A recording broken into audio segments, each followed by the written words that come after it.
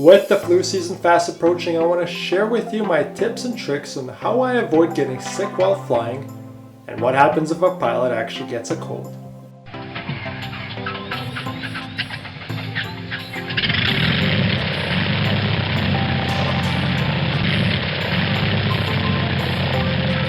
Welcome back to Aviator Inspirations, where I take the mystery out of the aviation industry.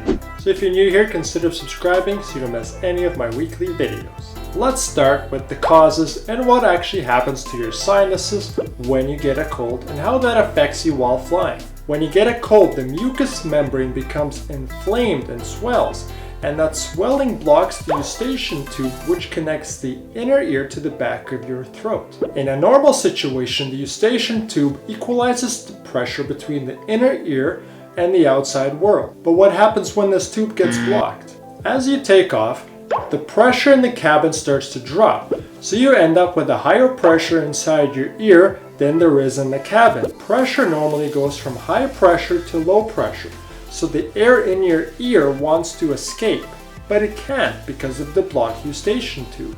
This results in blocked ears, loss of hearing for a couple of days, pain, and in some extreme cases, bleeding or ruptured eardrums. Drinking water, swallowing, chewing gum can all help alleviate the pain and equalize the pressure while the airplane is climbing. If your ears do equalize during the cruise portion of the flight, you now have to worry about the descent portion because the opposite has to happen. When the airplane descends, you now have a lower pressure in your eardrum and a higher pressure in the cabin, and all that high pressure is fighting to get into the inside of your ear through the blocked eustachian tube. That's why on the descent there's usually a lot more pain. Again, drinking water, swallowing, chewing gum, sucking on hard candy can help alleviate some of the pain. So after landing, you might still have blocked ears or have a hard time hearing for a couple of days. Now imagine a pilot who has to do that 4 to 5 times a day. That puts a huge strain on the sinuses and causes even more inflammation. That's why it's critical for flight crews to stop flying right away, otherwise they can cause irreparable damage to the eardrums. Aviation companies will not question a pilot when they call in sick, because not only does a cold affect the sinuses, it affects the whole body because you're fighting an infection, and that reduces your focus and concentration on the job. And that is a huge liability for an airline. However, sometimes it's the pilot's own pride and ego that gets in the way because they think they're strong enough to fly through the cold, or they don't want to look weak in front of their peers. If you've been in this position before or notice other crew members in this predicament, I encourage you to speak up because there are no winners in an accident and no job is worth losing your hearing over. So how do I get my body ready for flu season? For several weeks, I start to increase my vitamin C intake. There are many supplements out there, but I like these vitamin C bombs, as I like to call them, because they deliver a highly concentrated dose and jam-pack your body full of vitamin C.